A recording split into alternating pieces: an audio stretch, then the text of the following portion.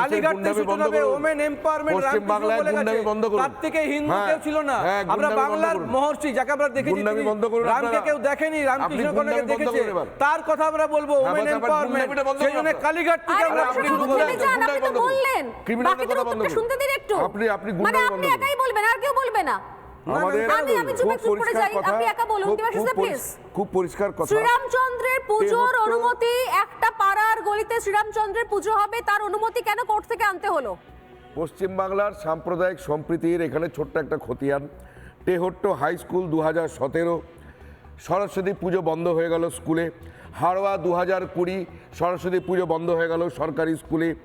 দাড়িভিটে Bangla teacher চেয়েছিল, Urdu teacher পাঠিয়ে দিল, তাপস রাজেশ পুলিশের গুলিতে মরে গেল। তারপরে কালিয়াগঞ্জে আমরা দেখলাম, কালিয়াচকে আমরা দেখলাম পুলিশ থানা পুড়িয়ে দিল, আনরুলি মব জিহাদি জামাতিরা। এখানে 10,000 খারাজি মাদ্রাসা, যার কোনো হিসেব নেই। খাগড়াগড়ে জিহাদিরা বম ব্লাস্ট করলো। তো এটা হচ্ছে পশ্চিমবাংলার সাম্প্রদায়িক সম্প্রীতি।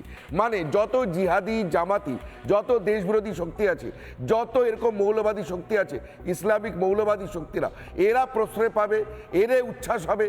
বিভিন্ন জায়গায় শমশেরগঞ্জ মুর্শিদাবাদে শঙ্খধ্বনি ব্যান হয়ে গেছে।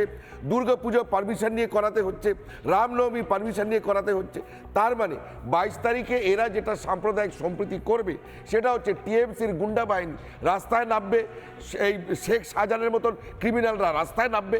রাস্তায় নেমে এরা সুনিশ্চিত করবে যে হিন্দুরা, পশ্চিমবাংলার ধর্মপ্রাণ মানুষ, পশ্চিমবাংলার রাম ভক্তরা যাতে পুজো না করতে পারে, যাতে এরা কোনোভাবে উচ্ছ্বাস না করতে পারে, উৎসব না করতে পারে। কেননা ইতিমধ্যেই আমরা জানি মাননীয় মুখ্যমন্ত্রী গাড়ি থেকে নেমে একদম পুলিশকে নির্দেশ দিলেন, এই শোনো কারা কারা জয় শ্রীরাম স্লোগান দিচ্ছে, নাকা বসাও, ঘরে ঘরে সার্চ করো, করে বের করে যারা যারা জয় শ্রীরাম বলেছে এদের জেলে পুরে দাও।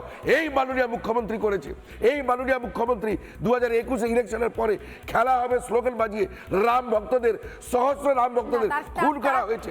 এই তার সঙ্গে কিন্তু বহিরাগত বলা হয়েছে, যারা যারা জয় শ্রীরাম স্লোগান দেন তারা বহিরাগত, বাইরের রাজ্য থেকে আসছে, সেটাও বলা হয়েছিল সেই সময় গাড়ি থেকে নেবে। হিন্দু বিরোধী সরকার, গীতা বিরোধী সরকার, গীতা পাঠের বিরোধিতা করেছে। আজকে রাম জন্মস্থানের এই যে আমাদের অনুষ্ঠান, এটাকে বিরোধিতা করছে।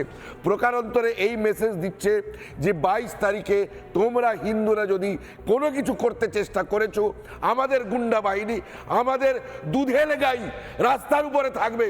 তোমরা কি করে কিছু করো আমরা দেখে নিচ্ছি। এই হুমকি দিয়েছে মমতা বন্দ্যোপাধ্যায়। এর জন্য ওনার জেল হওয়া উচিত। উনি সাম্প্রদায়িক সম্প্রীতি আপনাদের এই বক্তব্য এবং এই আশঙ্কার জায়গা থেকে আমি জানি না কি শুভেন্দু অধিকারী একই কথা বলেছেন, কারণ যেহেতু এ রাজ্যে অনুমতি নিয়ে মিছিল করার পরও রামনবমীর মিছিলে অশান্ত হয়ে উঠেছে এবং রাজ্যের পুলিশ সেটা নিয়ন্ত্রণ করতে পারেনি, সেহেতু শুভেন্দু অধিকারী এই প্রেক্ষিতেও কিন্তু আবেদন করেছেন যাতে যদি মিছিল হয়ে থাকে সেখানে কেন্দ্রীয় বাহিনী ডিপ্লয় করা হোক।